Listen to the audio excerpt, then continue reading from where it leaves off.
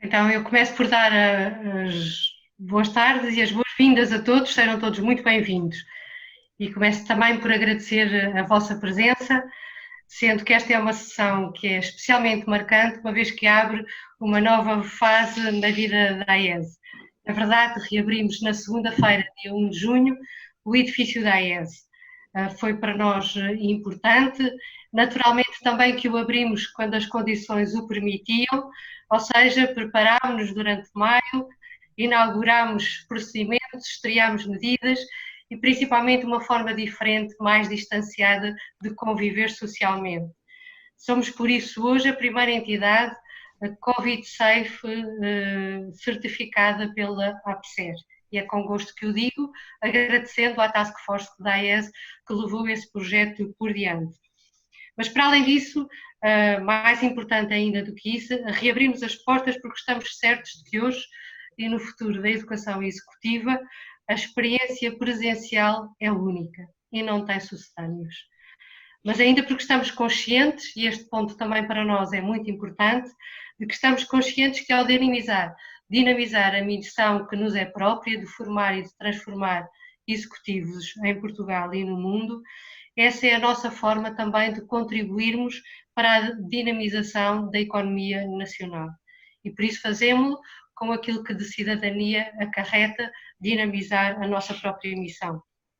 Naturalmente que o online também veio, nós recebemos-lo com entusiasmo e ficará para quem conjuntamente com o presencial abrir novas possibilidades à educação executiva, ao nosso futuro em concreto da AESE, e por isso são muitas as novidades que vieram para ficar. Em concreto, é exatamente por isso que estamos aqui hoje. Para além das barreiras do tempo e do espaço, saltando as barreiras do tempo e do espaço, temos participantes de outros continentes, temos um orador que está noutro continente, num outro fuso horário, e tudo isso é possível através do online. Nesse sentido, agradeço-te, Luís, pela tua presença aqui, entre nós, entre os nossos antigos alunos e outros que se juntam nesta sessão. É com muita alegria que estamos aqui reunidos para te ouvir, o que já de si é sempre muitíssimo bom, mas principalmente com uma grande expectativa neste momento, principalmente na expectativa que nos inspires a olhar para um futuro que a única coisa que tem de certo é que é incerto. Ou seja, é incerto, é complexo, a realidade presente é assim e o futuro não se avizinha que seja diferente. Por último, uma palavra também para o agrupamento da Alumni. Está connosco também o presidente do agrupamento da Alumni, o António Pita da Abreu, mas a Manuela Silva hoje acompanhará em nome da Comissão Executiva do agrupamento da Alumni esta sessão. Manuela Silva é PAD 38, é preciso que se diga porque foi um PAD importante, certo?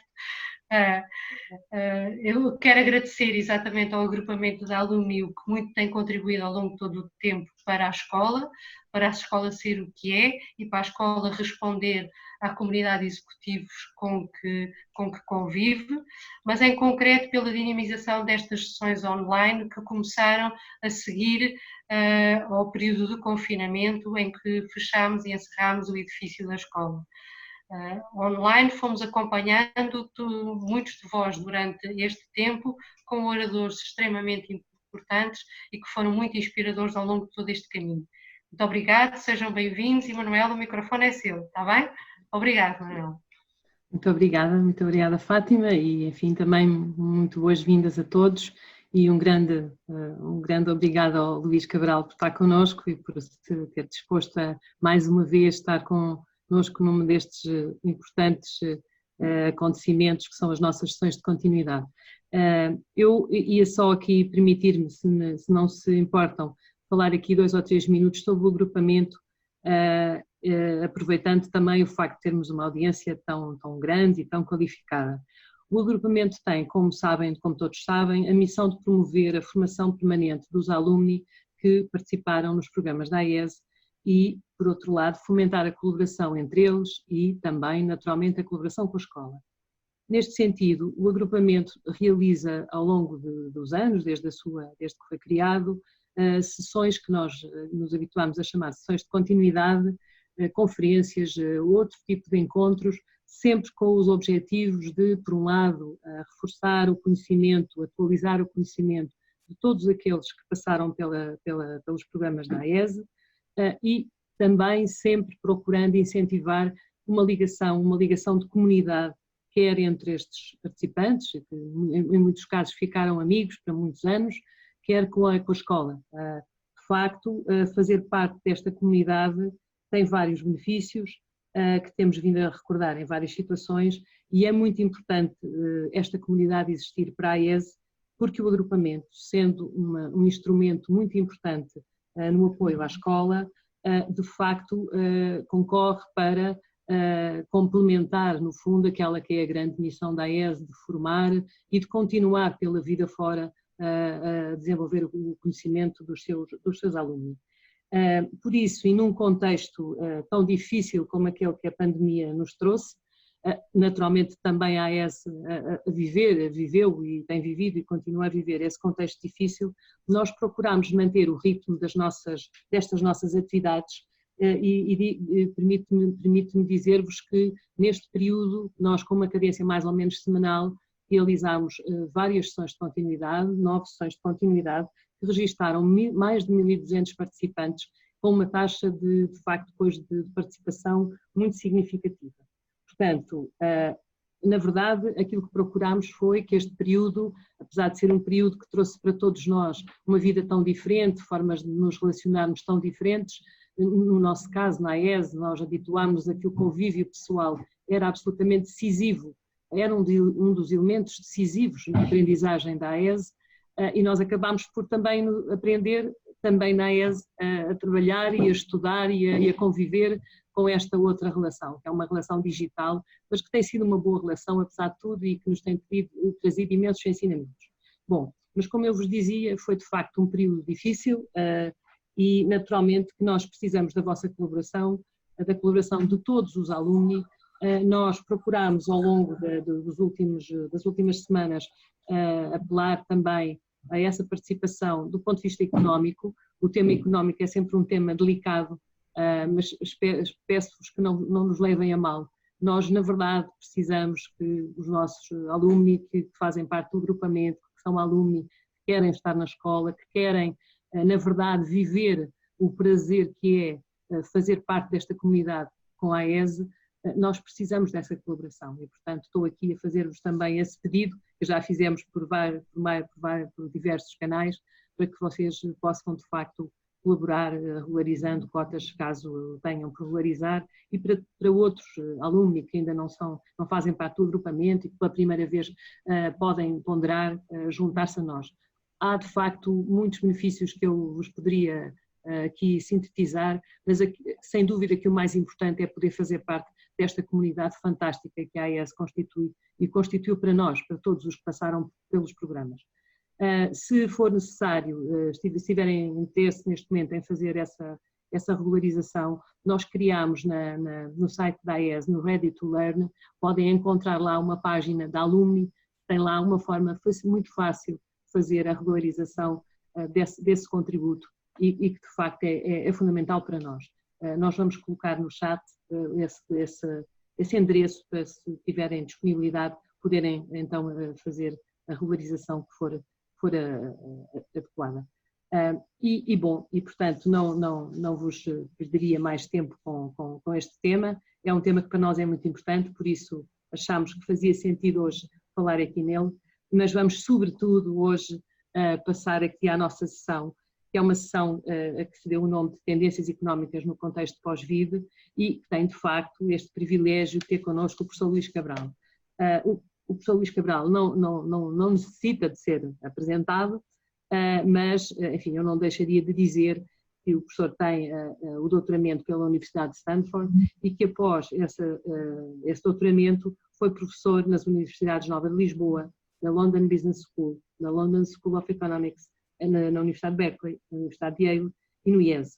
Atualmente, Luís Cabral ocupa a cátedra Paganelli Bull da Economia na New York University e é colaborador também da AES e tem, em várias situações, estado connosco e, enfim, ajudando-nos a dar muita qualidade a todos estes contributos que vamos dando para o aumento do conhecimento.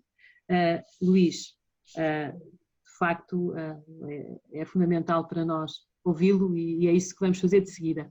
Eu só pediria mais um minuto só para explicar como é que nós, do ponto de vista logístico, temos organizado estas sessões. Muitos de vocês provavelmente já participaram em algumas outras anteriores, mas só para vos lembrar que nós vamos utilizar o chat para vocês fazerem o favor de colocar as vossas questões, as perguntas que entendam fazer ao professor Luís Cabral. Nós vamos ter o João Valentim connosco, que está a colaborar também connosco no agrupamento, e, portanto, o João procurará aglutinar, se forem muitas questões, aglutinar as vossas questões em clusters e depois, no final da apresentação do professor Luís Cabral, ele próprio, João, colocará as questões ao professor. E é tudo. Luís, muito obrigada. Obrigado, Manuel. Obrigado pela apresentação e obrigado pelo convite. É sempre um prazer poder partilhar algumas ideias convosco. Eu já tenho falado concretamente na AES algumas vezes sobre grandes tendências económicas e, por definição de grandes tendências, elas não mudam assim muito repentinamente. Houve de facto aqui um choque, é o choque da crise de 2020, mas para as pessoas que me ouviram, eu peço desde já desculpa pelo facto de haver aqui alguma repetição em relação ao que, na minha opinião, são grandes tendências da economia neste século XXI. E, concretamente, eu gostaria hoje de falar sobre 3 grandes grupos de tendências, que são a revolução tecnológica em curso e o que é que isso significa, nomeadamente, para o futuro do trabalho. Em segundo lugar, a globalização e os desafios da globalização, nomeadamente agora no contexto da crise da Covid.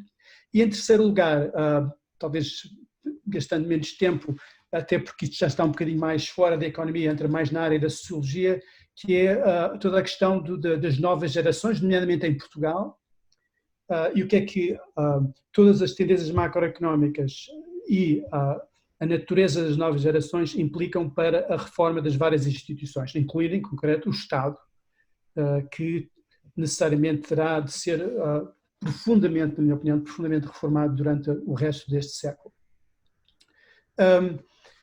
Ao longo destes 3 pontos que acabo de apresentar, como foi referido pela Fátima e pela Manuela, eu tentarei dar algumas notas sobre em que medida é que me parece que a crise de 2020, a crise de saúde de 2020, terá um efeito sobre estas grandes tendências. Como verão, em alguns casos, na minha opinião, o efeito é de acelerar essa evolução, noutros casos é de atrasar essa evolução e noutros casos é de mudar a direção das tendências um pouco. Okay?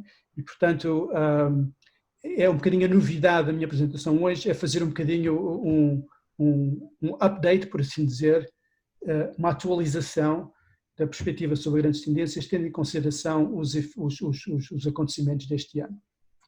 Portanto, sem gastar mais tempo, falar um pouco sobre a revolução tecnológica em curso. E esta talvez a parte em que eu gastarei mais tempo. Porquê?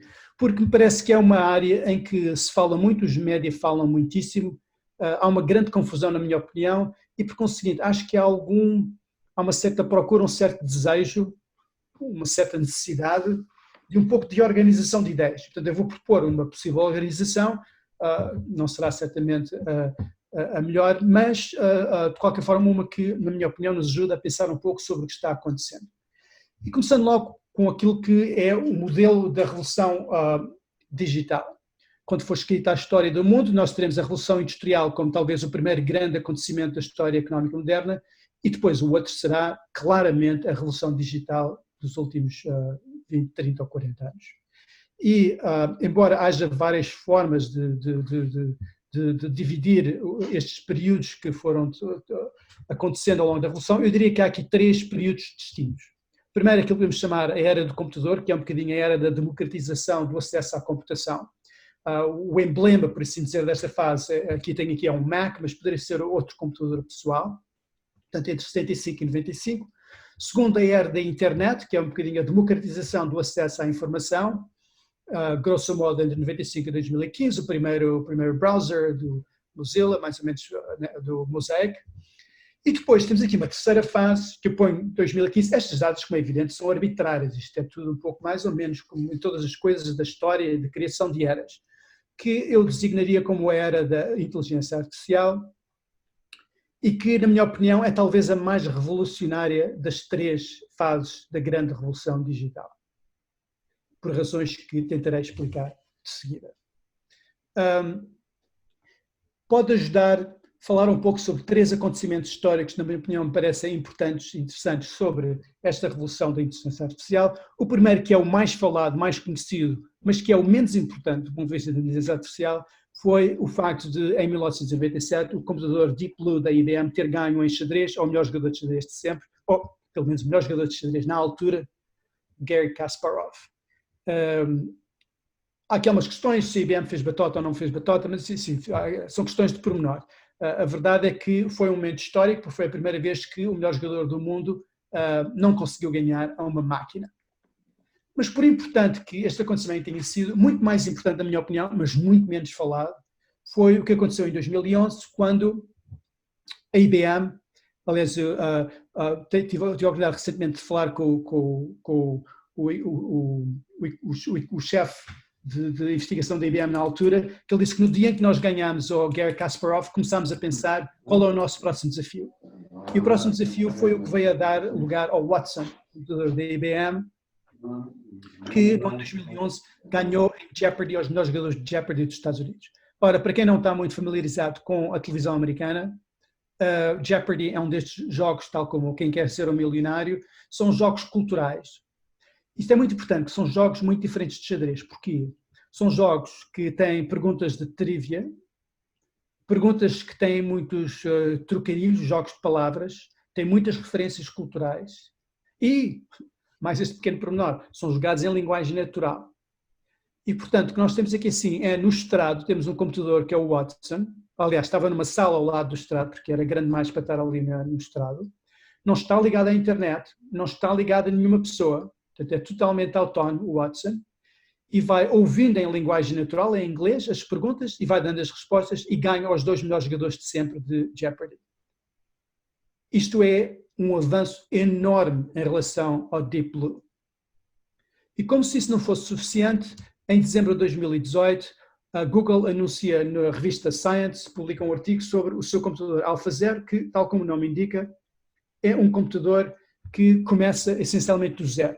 Portanto, nós voltamos aqui ao xadrez, portanto, em certo sentido há um retrocesso, mas apenas em certo sentido, que é o seguinte: enquanto que o Deep Blue e o Stockfish, que foi até recentemente o computador de xadrez mais poderoso, são computadores que aprendem de uma forma o que se chama supervised learning, isto é, há um ser humano que lhes vai dando informação e lhes vai orientando na forma com que eles aprendem. O AlphaZero, a única coisa que tem é as regras do xadrez, que é uma coisa que eu consigo explicar em 2 minutos. E a partir daí, aprende sozinho, joga consigo próprio, vai vendo o que é que funciona, o que é que não funciona, e ao fim de algumas horas já ganha qualquer ser humano. Ao fim de horas, ao fim de 2 dias, já ganhava ao Stockfish, que era a maior máquina de xadrez que existia até então, que era uma máquina de aprendizagem supervisionada. Isto é impressionante. Ainda hoje em dia, vocês podem ver no YouTube, os especialistas em xadrez estão discutindo novas estratégias descobertas pelo AlphaZero, descobertas do nada. Depois de séculos e séculos de investigação e de discussão sobre xadrez, estamos a descobrir novas estratégias impressionantes. Normalmente tem a ver com sacrifício de peças que um humano não consideraria como sendo uma boa jogada, mas que são de facto boas jogadas. E, portanto, estes são 3 momentos importantes. E o que é que tem aqui de mostrar? É a questão da linguagem natural e da aprendizagem não supervisionada. São 2 aspectos muito importantes que nós estamos a verificar nesta evolução. Quanto a aplicações, todas as pessoas conhecem pelo menos algumas destas aplicações, sistemas de detecção de fraudes, sistemas de recomendação, tipo Amazon ou Netflix, carros sem condutor, a internet das coisas, o Siri, sistemas de recursos humanos nas empresas, atendimento de clientes, sistemas de apoio à medicina. A lista continua e vai aumentando cada dia. E nesta grande confusão de sistemas de inteligência artificial, a pergunta que se põe: o que é isto afinal? O que é que isto tem de comum? Como é que eu posso pensar? Quer dizer, eu consigo pensar em computadores, eu consigo pensar em internet, mas é um bocadinho difícil pensar em inteligência artificial. E então, aqui é que entramos, talvez no slide que tem mais informação do meu slide deck de hoje. e que é a minha teoria sobre o que é isto, que é em parte baseada num livro chamado Prediction Machines, mas tem a minha própria interpretação. E, portanto, isto é uma teoria, portanto, podem comprar, podem não comprar. Também o preço é gratuito. A inteligência artificial é o que os economistas chamam uma tecnologia de uso genérico. O que nós queremos dizer quando falamos de tecnologias de uso genérico, general purpose technologies, é coisas como a eletricidade, ou computing power, ou a internet. Isto é, uma torradeira é uma tecnologia muito específica, dá para fazer torradas. Se eu perguntar para que é que serve a eletricidade, quer dizer, isso nem é uma pergunta que se põe. A eletricidade é uma base, é uma plataforma, é um fundamento, a partir do qual, no momento que nós temos eletricidade, começamos a pensar, epá, que coisas é que eu agora posso fazer, agora que temos eletricidade. É isto que nós queremos dizer com um General Purpose Technology. A internet, sim, começou com a ARPANET e com sistemas de comunicação principalmente, mas no momento em que nós estamos todos ligados, que coisas é que nós agora podemos fazer? Podemos fazer comércio online, podemos fazer Zoom, podemos fazer imensas coisas. Portanto, são General Purpose Technologies. São Innovation Enablers. Eu nem sei como é que isso traduziria em português. São plataformas que permitem a inovação por cima de si. Não é? E então, nós percebemos qual é a essência da eletricidade como tecnologia de uso genérico, percebemos qual é a natureza da capacidade de computação como tecnologia de uso geral. Qual é a essência da inteligência artificial? É a possibilidade de prever com precisão, em tempo real, rapidamente e em custo baixo. Ok, temos aqui muitas coisas, mas se começarem a pensar um bocadinho, muitas das aplicações que eu tinha, aliás, todas as aplicações referi anteriormente, têm isto em comum, é a capacidade de previsão. No xadrez, como é evidente, eu quero prever o que é que o meu adversário jogaria. Num recommender system como a Amazon ou Netflix, eu quero prever o que é que um consumidor quereria, que filme é que eles quereriam ver, com base no que eu conheço já desse consumidor. No sistema de condução autónoma, eu quero prever o que é que um humano faria nesta situação, quando aparece uma pessoa a cruzar à frente. No caso de sistemas médicos, com estes sintomas todos, o que é que eu prevejo vai acontecer ao meu doente? Enfim, todos os exemplos que nós vemos de sistemas de inteligência artificial têm este aspecto em comum. É nesse sentido que nós podemos e devemos pensar na inteligência artificial como uma tecnologia de uso genérico. E, tal como as outras tecnologias, nós haveremos de ter, neste momento não temos, alguma medida de eficiência. Isto é, a capacidade de computação, nós normalmente falamos no custo de 1 milhão de computações que tem baixado desde os anos 50 de forma exponencial, não é? Moore's Law, muitos estarão familiarizados com Moore's Law, que o custo de computação baixa para metade em cada 2 anos, ou alguma coisa do estilo, que se tem mantido, uma coisa extraordinária, durante décadas já, décadas.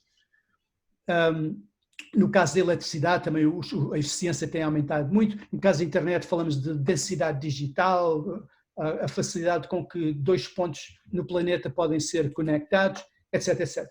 Nós não temos ainda uma boa medida para a inteligência artificial, mas essa é a medida que haverá de haver uma medida correspondente que, no fim de contas, leve ao facto que, em paralelo com o que aconteceu com a computação, isto é, havia coisas que apenas as empresas mais poderosas podiam fazer nos anos 60, que agora qualquer pessoa, por 25 tostões, pode fazer, porque está tudo muito mais barato.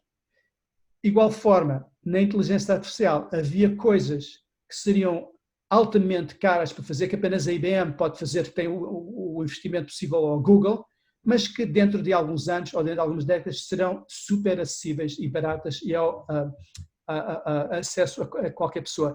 Há de haver uma Moore's Law da inteligência artificial. Ainda ninguém pôs um nome, mas há de haver uma. E isso significa que haverá nos próximos anos muitos momentos de disrupção, que têm justamente a ver com o facto que, enquanto que a inteligência natural, a nossa capacidade de resolver problemas e de prever acontecimentos, vai melhorando de forma lenta, no caso da inteligência artificial, essa capacidade vai aumentando exponencialmente, ou, se querem, o custo diminui exponencialmente. Isso é que leva a estas rupturas. Uma ruptura muito interessante que eu tenho falado com algumas pessoas é a Amazon. Portanto, a Amazon, que está cada vez mais, faz parte da vida diária do americano, o cidadão americano. Eu hoje em dia vou à Amazon, vou comprar uma coisa e depois é enviada por correio, ou é trazida à casa. Mas nós estamos a chegar a um ponto em que a Amazon, conhece o cliente tão bem, sistemas de inteligência artificial, têm uma capacidade de previsão tal que eles me conhecem melhor do que eu me conheço a mim. E então isso vai permitir chegar a um sistema que é um sistema em que eles nos enviam as coisas e depois tem um caminhão que vai de casa em casa a recolher as coisas que eu não quero. E eles hão de chegar a um ponto que a capacidade de previsão é tão boa que é mais barato enviar coisas que nós achamos que o consumidor vai querer e depois vamos recolher as coisas que o consumidor não quer. Aliás, isso já acontece com clubes de livros e clubes de discos e clubes de vinho. Por exemplo, o clube de vinho da Wall Street Journal, que é um dos clubes de vinho nos Estados Unidos, vão-nos enviando garrafas e uma pessoa pode dizer eu não quero estas, não gostei desta, etc. Mas é o que se chama o sistema de ship and shop. Primeiro envia-se, depois é que se faz a compra, por assim dizer.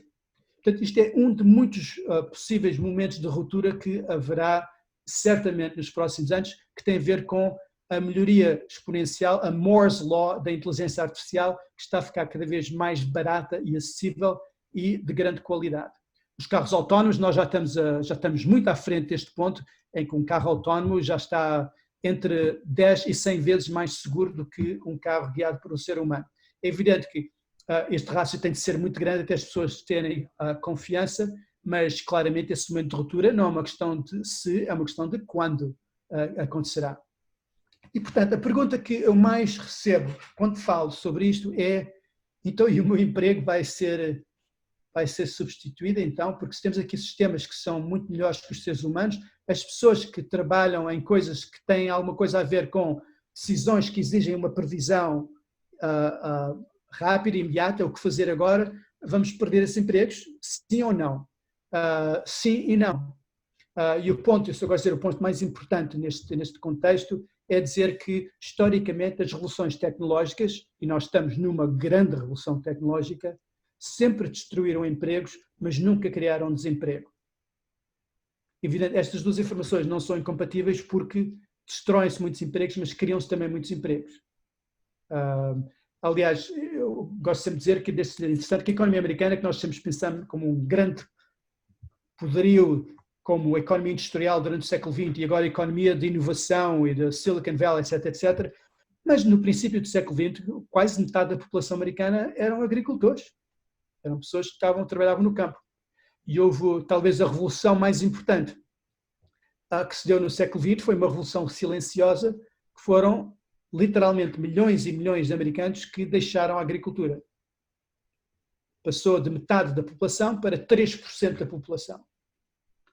Mas isso não se gerou desemprego, foram pessoas que encontraram empregos na indústria, nos serviços, em novos empregos que foram criados. Um exemplo muito simples que eu gosto de dar é um autocarro da escola. Nos Estados Unidos, os autocarros dos alunos, apesar de todo o desenvolvimento tecnológico, continuam a ter este aspecto horrível. Parece que têm mais de 30, 40, 50 anos, mas eles continuam a fabricá-los desta forma. Enfim. Mas é óbvio que não demorará muito tempo até os autocarros das escolas deixarem de ter condutor. Não falta muito tempo. Uma questão de anos. E, portanto, serão destruídos muitos empregos, os condutores de autocarros da escola. Mas nós não vamos pôr 30 miúdos da quarta classe dentro de um autocarro sem mais ninguém, sem nenhum adulto. Portanto, claramente será criado um emprego de um supervisor de autocarro de escola. Provavelmente não será a mesma pessoa. A pessoa que guia o autocarro não é a mesma pessoa que vai fazer esse supervisionamento. Mas a minha ideia é que serão claramente criados novos empregos. E um exercício conceptual interessante é, ponham-se na pele de uma pessoa no século XIX e expliquem-lhe que a percentagem de pessoas que trabalham na indústria e na agricultura, que seria na altura 95%, talvez, passará para 10, 15%. Para já, eles não acreditariam, provavelmente. Mas depois de nós explicarmos de facto, é assim, que a agricultura vai ser apenas 3% da população. Depois começam a pensar, então o que é que as pessoas vão fazer? Quer dizer, se eu não trabalho na agricultura, o que é que vou fazer? E então, seria divertido depois explicar as novas profissões, os novos empregos que existiram no século XX, como vai haver, por exemplo, restaurantes, mas porquê é que eu vou sair de casa para comer? Não posso comer em casa? Pode, como é evidente, pode, mas é uma coisa diferente. Ou cabeleireiros, ou nail spa, ou um personal trainer, ou desporto profissional, que é um oxímoron, é uma contradição de termos. Quer dizer, a quantidade de empregos e ocupações que foram criadas durante o século XX e já agora também no século XXI, que seriam totalmente impensáveis no século XIX. Portanto, as pessoas perguntam que empregos é que esses vão ser, eu não sei exatamente, mas haverá esses empregos. Podem não ser tanta qualidade, portanto, isso é uma questão que falaremos mais à frente, mas não haverá falta de trabalho, na minha opinião. A pergunta que é sempre preciso fazer é: estas novas tecnologias, e concretamente os sistemas de inteligência artificial e a robótica que vai associada à inteligência artificial, é um substituto ou um complemento em relação ao trabalho humano? E a resposta, tenho muita pena, é ambos. Portanto, não há nenhuma teoria geral, quer dizer, o modelo é mais ou menos este. Há aqui extremos, há um extremo em que são complementos perfeitos e há um extremo em que são substitutos perfeitos. Nenhum caso que eu conheço corresponde a nenhum destes extremos. Agora, temos situações que estão mais próximas do extremo de substituto perfeito e situações que estão mais próximas do extremo de complemento perfeito. Eu diria que uma máquina de ATM ou um robô da linha de montagem da Ford estão muito próximos do substituto perfeito. Claramente estão a substituir empregos. Ou 90% do efeito que tem é a substituição de emprego. Mas no outro ponto, no outro extremo, nós pensamos no smartphone ou no sistema de pesquisa da Google. Mais do que destruir empregos, o que fez foi aumentar a produtividade de empregos já existentes. Portanto, esta é que é a grande dicotomia, diria, da nova tecnologia em relação ao trabalho e ao emprego. É um exercício conceitual interessante. Vocês pensem, suponha que a Google vem agora com o anúncio: olha, o Google está em baixo hoje, não funciona. Agora, imaginem um dia de trabalho hoje em dia sem qualquer mecanismo de busca. Como é que o vosso trabalho seria afetado? Se calhar nunca pensaram nisso, e não é fácil ver porque nós já fazemos pesquisas na Google ou no Bing ou no que seja, quase sem pensar, é uma coisa quase uma segunda natureza, mas teria um impacto enorme na nossa produtividade, enorme. De repente teríamos de voltar às bibliotecas, procurar uma enciclopédia, eu sei lá, a quantidade de coisas que nós demoraríamos 2 ou 3 vezes mais, assim de repente, se agora não tivéssemos metodologias de pesquisa. Portanto, resumindo e concluindo, há um efeito de substituição do trabalho, mas há também um efeito de aumento de produtividade de trabalho já existente. E depende muito da natureza dos trabalhos. E não é evidente, quer dizer, há um certo padrão que os trabalhos menos qualificados estão mais próximos deste lado e os trabalhos mais qualificados mais próximos deste lado. Mas não é óbvio, não é linear. Isto não é linear. Por exemplo, no setor financeiro, eu acho que há uma perspectiva um bocadinho romântica da inteligência artificial, do fintech, de uma forma muito geral, que isto vai ser um momento de disrupção em relação aos players que estão no sistema. E o Bitcoin vai substituir as moedas, e o crowdfunding vai deixar de existir bancos. E eu rolo os olhos, como dizem os ingleses, isso é muito romântico, quer dizer, nada disso vai acontecer, como é evidente. Nada disso vai acontecer.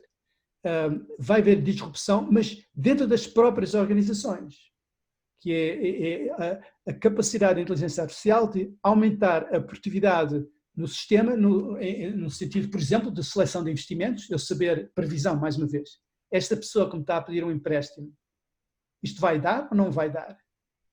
Ou mass customization, que eu não sei bem como traduzir isso em português. Eu tenho 500 produtos financeiros, eu tenho 200 mil clientes. Para a senhora Joana de Sá, que é a cliente número qualquer, esta cliente concreta, quais destes 500 instrumentos financeiros é que ela quer? Com base no que eu sei que é muito do passado dessa pessoa. Portanto, previsão, mais uma vez. E, portanto, neste caso, eu acho que não vai ser disrupção dos players, vai ser um aumento enorme de produtividade, especialmente para aqueles players que sabem mais rapidamente adotar estas novas tecnologias para aumentar a produtividade dos serviços que já oferecem. No caso da advocacia, por exemplo, isto aqui varia muito porque a advocacia muda muito de país para país. No caso dos Estados Unidos, é um gráfico interessante que eu fiz há alguns meses.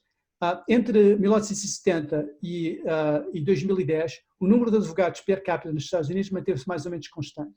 E na última década observamos uma grande quebra do número de advogados. Porquê? Há várias teorias para este movimento. A minha teoria é a inteligência artificial, porque o sistema anglo-saxónico, diferentemente do sistema português, o sistema anglo-saxónico é baseado no precedente e, portanto, significa que quando eu tenho uma causa em tribunal, por exemplo, eu tenho de encontrar quais é que são os casos historicamente relevantes para este caso. Ora, há 10 anos ou há 20 anos, como é que eu faria isso? Por exemplo, eu tenho um caso de violação de direito de patente com a Volkswagen. Então, vou a um destes sistemas LexisNexis, ponho as keywords Volkswagen e patentes e aparece-me um monte enorme de casos e depois tenho 2 ou 3 advogados que vão lendo esses casos um a um e demoram meses, provavelmente, até descobrir que o caso relevante é este caso de 1973, este é que é o caso que é importante nós sabermos. Ora, o Watson, por exemplo, faz isso em 5 minutos.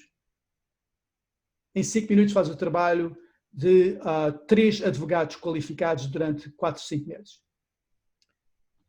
E esse é um motivo porque muitas das grandes empresas de advogados, em lugar de contratar mais advogados júnior, estão a contratar sistemas de inteligência artificial. É evidente que não vamos pôr um computador a ir a tribunal e defender o meu cliente, mas há muito trabalho, especialmente no sistema anglo-saxónico, que é baseado no precedente, common law, em que a inteligência artificial terá um efeito muito grande. Bom, em geral, de onde é que vêm esses empregos, então? Onde é que eles vão aparecer? Isto não é rocket science, na minha opinião. Tem a ver com setores que mais vão usufruir do tempo livre que as pessoas vão ter, que são os setores, de well-being. Well-being é saúde, mas de uma forma mais vasta. Portanto, inclui nutrição, personal trainers, assisted living, saúde mental, enfim, não é só hospitais, é um setor muito mais vasto. Em segundo lugar, educação, não no sentido de tirar mais um mestrado, mas pode ser visitas guiadas da história de Lisboa, pode ser passeios pela Serra da Estrela com aprender um bocadinho de botânica, pode ser, eu sei lá, TED Talks, pode ser também cursos online, pode ser muitas coisas. Mas é um setor claramente que vai... reparem, há 100 anos quase ninguém tinha a possibilidade de ter educação, era um luxo. Hoje está muito democratizada a educação básica, mas com o desenvolvimento de todas as tecnologias estará ainda mais democratizada. E em terceiro lugar, o entretenimento. Isto é, nomeadamente, se nós tivermos uma semana de trabalho de 4 dias, o que nós vamos fazer à sexta-feira? Não é ver vídeos do Netflix, porque isso é ao sábado. Portanto, vamos precisar de qualquer coisa para fazer à sexta-feira. E, portanto, estes são 3 setores e eu não sei se vou ter tempo no fim, mas um dos motivos porque eu sou muito otimista em relação ao caso português tem muito a ver com este slide. Bom, isto é um slide que eu costumava ter, mas eu acho que deixou de ser importante. A ideia de explicar às pessoas que business as usual não vai ser assim, eu penso que neste momento, neste ano concretamente, tornou-se de tal forma óbvio que não é preciso elaborar muito sobre isto. Mas então, agora, falando concretamente sobre o Covid e falando sobre este primeiro ponto, que é o mais longo da minha apresentação sobre a tecnologia, o que é que esta crise, esta pandemia veio trazer no que respeita a esta grande tendência de tecnologia? Na minha opinião, por um lado, vai acelerar o esforço da inteligência artificial para melhorar a atividade económica sem contacto, portanto, a economia não espacial. Isso não é só o Zoom, atenção, não é só o Zoom e o webinar, é muito mais do que isso. É toda a tecnologia e toda a logística de entregas a casa, que nos Estados Unidos está muitíssimo mais desenvolvida que na Europa, um pouco devido à natureza da geografia americana. Isto é uma coisa já pré-Covid, especialmente num sítio como em Nova Iorque, neste momento posso comprar um livro, ter em casa em menos de 1 hora. Quer dizer, já chegou a um nível, as coisas chegam a um nível impressionante. Não só, mas faço isso gratuitamente, evidente que por um preço, eu até levo as coisas a casa, quem quiser, já pelo preço certo, levo. Agora, o que é impressionante é que isso chegou a um ponto em que já é muito eficiente. Blended learning é o meu negócio, no meu setor.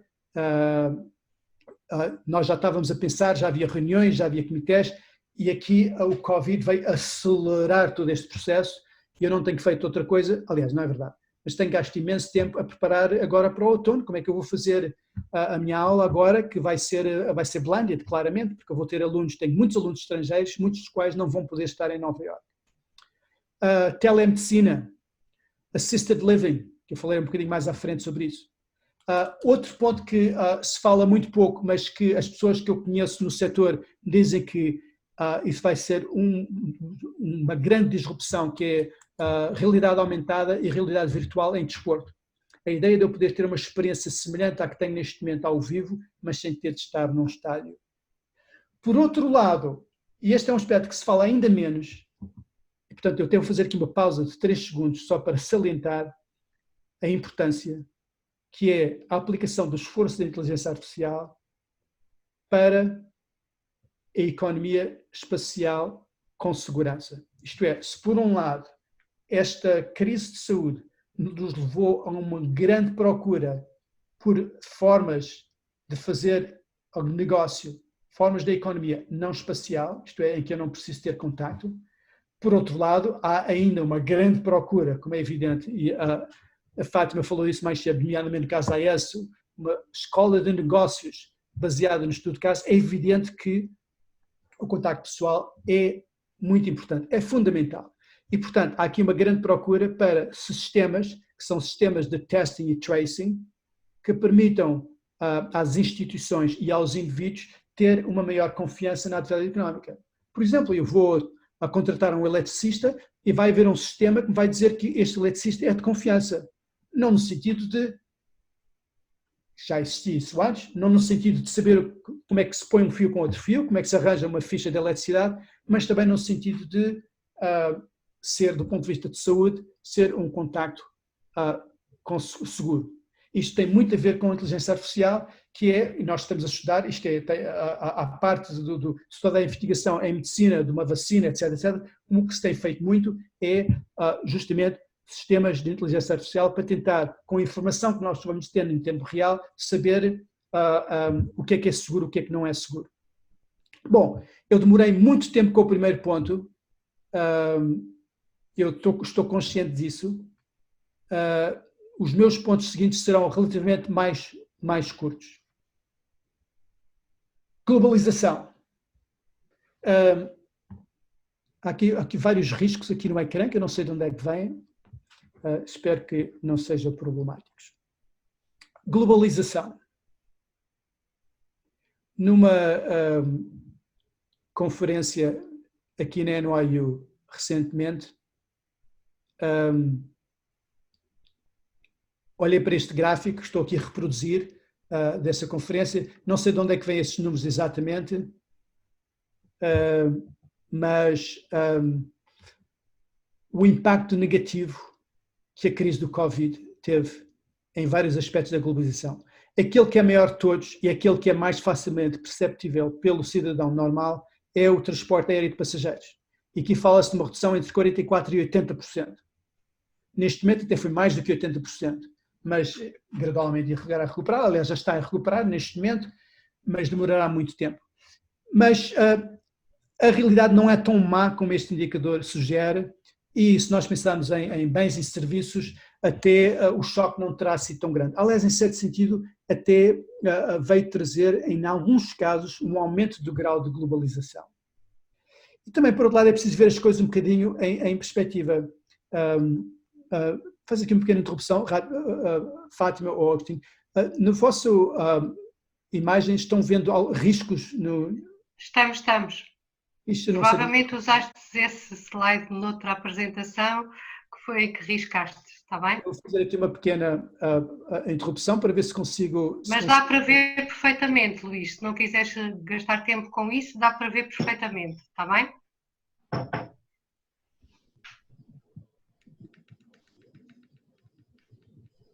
Ok, parece-me que desapareceram os riscos. É melhor sem riscos.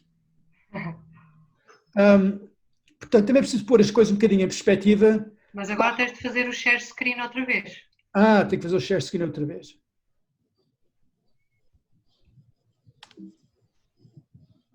Perfeito. Ok, sem riscos agora. Quer dizer, Sem também é preciso riscos, outros que não o gráfico. Como? Outros que não o gráfico. O gráfico é um risco, certo? Sim, sim. Nós estamos em índices, em janeiro, em 2019, estamos a falar de 60%, as exportações representam 60% do PIB mundial. Isso é um número astronómico. Pensem, 60%. Nos anos 70, também não foi assim há tanto tempo, era menos de 25%. E chegámos a mais de 60%. É verdade que a crise de 2008 deu aqui uma pequena quebra, mas voltámos. Portanto, se nós tivermos uma quebra de 10, 15% na globalização, não vamos voltar à Idade Média. Vamos voltar mais ou menos ao ano 2000, quando muito. Também não é o fim do mundo. Por outro lado, globalização. Mas que índice de globalização é que estão a falar? Um é este aqui, sim, de facto, exportações em porcentagem do PIB. Mas há muitos outros aspectos da globalização que não estão a ser medidos. Por exemplo, esta sessão que nós estamos a ter neste momento é um elemento de globalização, porque eu não estou aqui nos Estados Unidos, e, embora a conferência seja em Lisboa, por isso de alguma forma, em Portugal, isto não vem em nenhum índice de globalização neste momento. Não aparece. Portanto, eu acho que esta ideia de que isto vai ser o fim da globalização é um exagero. É um exagero. Ok? E se eu tivesse mais tempo, isto é um bocadinho presunçoso, mas é uma teoria geral da globalização em um slide apenas. Há muitas formas de classificar isso. Eu diria que a primeira é a viagem de Colombo, a segunda é a Revolução Industrial, em que está a separação entre a produção e o consumo, isto é, faz uma coisa ser produzida no país A, não quer dizer que tenha sido consumido no país A, o que era em grande parte verdade até então, mesmo os descobrimentos é apenas os produtos de luxo que eram trazidos, como a pimenta ou o ouro. Depois temos aquela grande revolução, globalização 3.0, que nós vivemos durante as nossas vidas, que é a separação entre o design e a produção. O emblema para mim disto aqui sim é o iPhone da Apple, que é praticamente totalmente produzido na China. Mas o valor está todo na Califórnia, onde foi feito o design. Portanto, um bocadinho esta ideia que já não é apenas a produção que é separada do consumo, a produção é também separada da concepção do produto. E temos aqui uma quarta fase, que é, digamos assim, a globalização 4.0, e eu acho que o Covid veio acrescentar, veio acelerar isso um pouco, que é a economia não espacial. O meu emblema aqui assim é a telemedicina. Eu estou a fazer um médico que está na Índia e me faz uma operação nos Estados Unidos. Isso já é possível, isso já acontece. Acontece muito pouco, temos de ter um certo cuidado, mas será cada vez mais evidente. Outro evidente é dar uma conferência em outro país. Isto é a ideia que o espaço deixa de ter importância, que é de facto uma revolução muito grande, é uma singularidade. Hoje em dia utilizas muito a palavra singularidade. Isto é verdadeiramente uma singularidade no processo de globalização. Há aqui muitos outros aspectos que, se eu tiver tempo, voltarei aqui mais à frente, que a fonte de vantagem competitiva que era ser bom navegador, passou a ser um país com recursos, hoje em dia está cada vez mais no indivíduo, não no país, mas no indivíduo. Em relação ao Covid, eu já falei um pouco sobre isto, acho que neste sentido o Covid veio acelerar alguns processos de globalização e veio desacelerar outros. Isto pode parecer um bocadinho mas é verdade, é verdade. Claramente desacelerou todo o processo de movimento de pessoas, de mercadorias um pouco também, turismo, etc, mas está a levar a uma maior globalização de muitos outros sentidos. No caso académico, no sentido académico, nós hoje em dia temos, este semestre, não tivemos nenhum seminário da universidade, foi apenas seminários globais, que de facto foi super interessante. Em vez de ter 20 professores na sala, ter 300 ou 400. Tem sido interessante, tem sido interessante. Por outro lado, outro aspecto importante da globalização, e agora falando dos grandes desafios da globalização, eu acho que temporariamente foi uma distração. Nós deixámos de falar de alterações climáticas durante algumas semanas, mas eu penso que o efeito líquido, quando as coisas acalmarem, vai ser de uma maior consideração, awareness, dos problemas globais, nomeadamente o problema de alterações climáticas. Muito bem, terceiro e último ponto. Uma nova geração, novas instituições. nomeadamente o Estado. O que é que isto significa em relação ao Estado?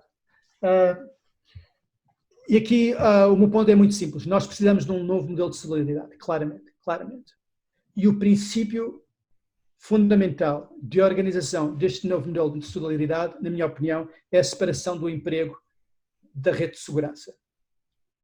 E a forma como normalmente explico isto às pessoas é, explicando o caso dos Estados Unidos. Nos Estados Unidos, o seguro de saúde, desde pelo menos a Segunda Guerra, está ligado ao emprego. Isto é através do meu empregador que eu tenho seguro de saúde e é através do meu empregador que tenho acesso à saúde. Quando eu digo isto a uma pessoa na Europa, isso não faz muito sentido. Então isso significa que se eu não tiver emprego, não tenho acesso à saúde. É verdade. Isto não faz sentido nenhum. Isto é uma aberração. Uma pessoa que não tenha emprego nos Estados Unidos não tem acesso à saúde. É verdade. E há 40 milhões de pessoas, agora menos, desde o Obamacare, talvez 25 milhões de pessoas que não têm seguro de saúde. E, aliás, uma das funções principais do Affordable Care Act do Presidente Obama, justamente fazer essa separação, porque não faz sentido nenhum. Na Europa, felizmente, não temos esse problema. Isto é, uma pessoa que esteja desempregada não deixa de ter acesso à saúde, felizmente. Não é? Porquê que eu digo isto? Eu digo isto porque se no campo da saúde, na Europa, estamos bem nesse sentido, o acesso à saúde não está vinculado ao emprego, há muitos outros aspectos da rede de segurança social que ainda estão ligados ao emprego. A reforma, o seguro-desemprego, como é evidente, isso faz cada vez menos sentido. Num mundo de grande disrupção no mercado de trabalho, de grande turnover e de criação de assimetrias em relação ao valor dos vários trabalhos, dos vários empregos, eu penso que é fundamental, de uma vez por todas, separar a rede social, a rede de solidariedade social, do emprego. Uma pessoa não deve precisar ter um emprego para ter acesso a uma série de mecanismos de segurança social. Portanto, esse é o meu princípio principal. E depois, se houver tempo, poderemos falar um bocadinho mais sobre a evolução do papel das várias instituições, como o Estado, a empresa, as instituições não governamentais, a família também, muito importante, mas eu penso que talvez deixe isso, se houver tempo, porque eu já estou a gastar muito tempo e a Fátima tinha falado em 30 a 45 minutos. O Covid, na minha opinião, vem aumentar ainda mais a sensibilização das pessoas para este problema, nomeadamente para o problema da importância de reformar a rede social, a safety net, a rede de segurança social. Okay? Bom, eu a partir daqui tinha uma parte mais sobre o caso português, mas como já passaram 45 minutos, não sei se não será melhor parar aqui assim e depois, se houver interesse, falar um bocadinho sobre o caso português também. O que é que diriam os organizadores? Não dizem nada. Não, eu acho que se tu quiseres adiantar alguma coisa sobre o caso português, penso que todos nós teremos interesse nisso. E por isso acho que é importante avançar já com o caso português. Ok. Senão ficaremos todos em suspense, está bem? Mesmo que seja mais 10 minutos. Ok, tranquilo. Ok. O caso português. Isto é uma visão muito parcial, como é evidente. Para completar uma apresentação que foi, em certo sentido, muito pessimista, eu acho que é importante falar um pouco sobre um caso otimista. E aqui eu vou sair um bocadinho da economia, vou falar um bocadinho sobre sociologia, que não é o meu forte, claramente, mas que me parece relevante neste caso, que é falar sobre a história das gerações de portugueses.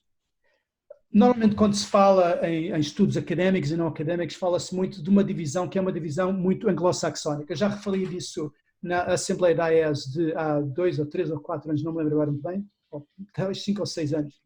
Quando? Há 3 anos. 3 anos.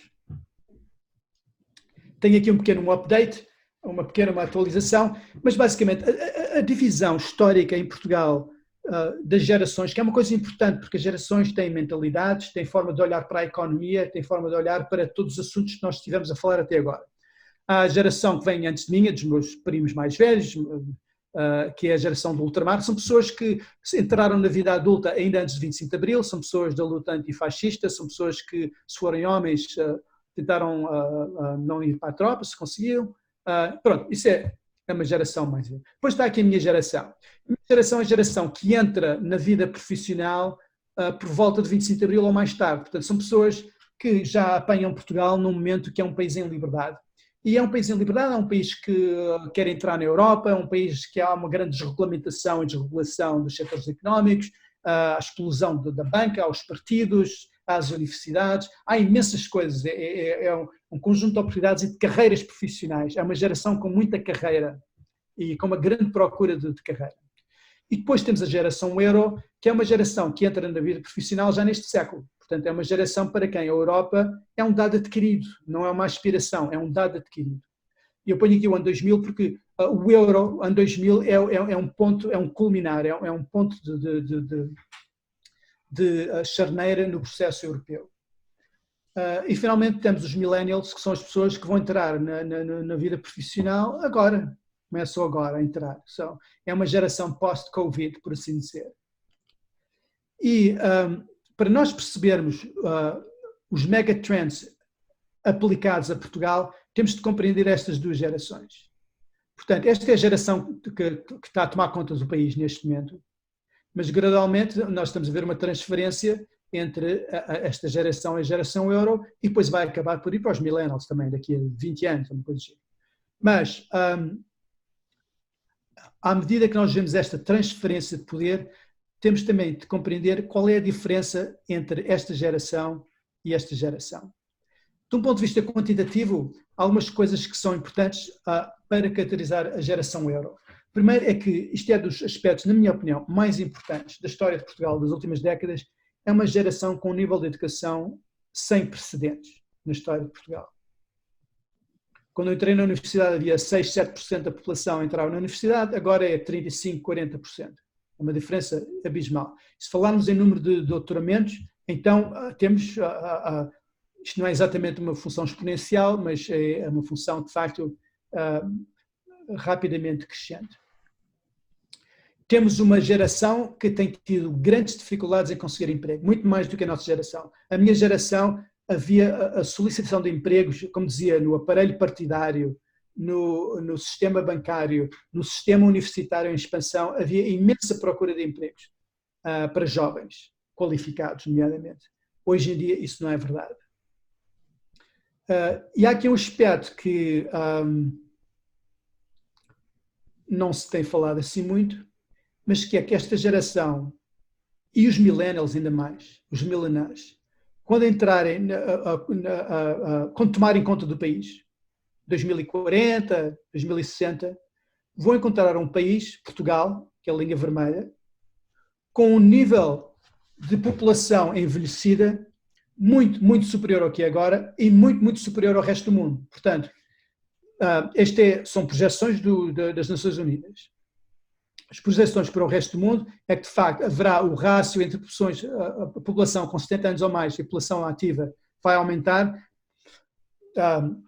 que é bastante, vai aumentar para quase o dobro no mundo, mas em Portugal, reparem, é uma diferença descomunal. A evidente disso são projeções com base em cenários.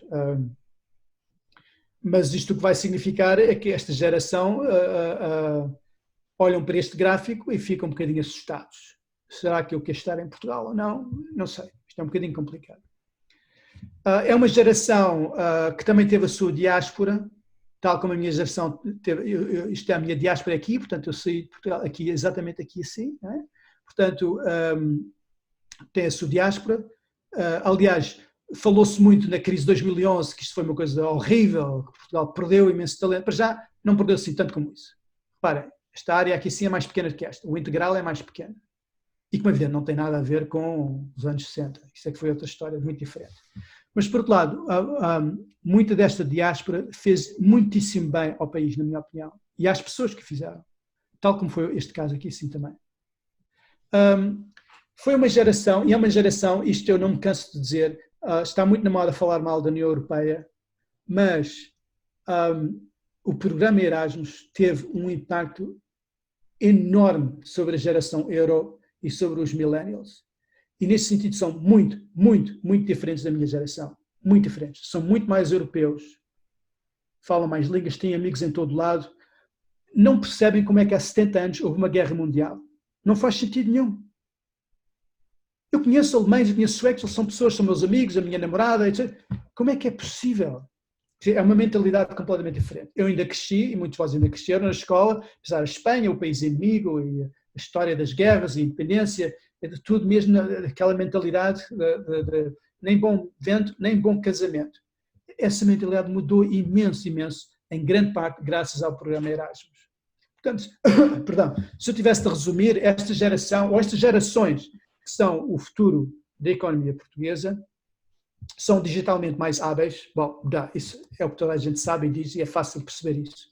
São mais educados, não no sentido de ter boa educação, mas no sentido de ter mais mestrados e doutoramentos, são mais empreendedores, são muito menos dependentes do Estado. Esta ideia da carreira pública é muito menos uma aspiração do que era na minha geração. São verdadeiramente europeus. São desconfiados da União Europeia, mas são verdadeiramente europeus. Não europeus no sentido de União Europeia, mas europeus no sentido sentem que a Europa é o seu país, de alguma forma, e sentem-se à vontade com pessoas de todos os países. São poliglotas, são viajados, são globais. Eu não gosto de utilizar a palavra global, que acho que é abusada, portanto ponho aqui entre aspas. São viajados, acho que é a palavra mais correta. São muito mais sensitivas a problemas ambientais e de justiça social e muito mais abertos ao voluntariado que a minha geração. Portanto, são gerações muito diferentes. Eu acho que isto vai ser um condicionamento muito importante para tentar perceber as novas gerações. Muito do que está aqui assim é comum a todos os países. Eu diria que estas três gerações são muito portuguesas, têm características muito portuguesas. Os millennials portugueses são iguais aos millennials dos Estados Unidos.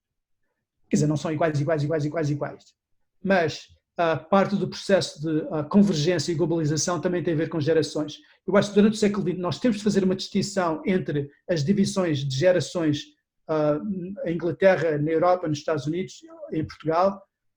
Neste século, muito menos. As diferenças entre Portugal e os Estados Unidos e a Alemanha são muitíssimo menores hoje em dia e, portanto, millennials nem traduzem isso para português porque são os mesmos que os millennials noutros países.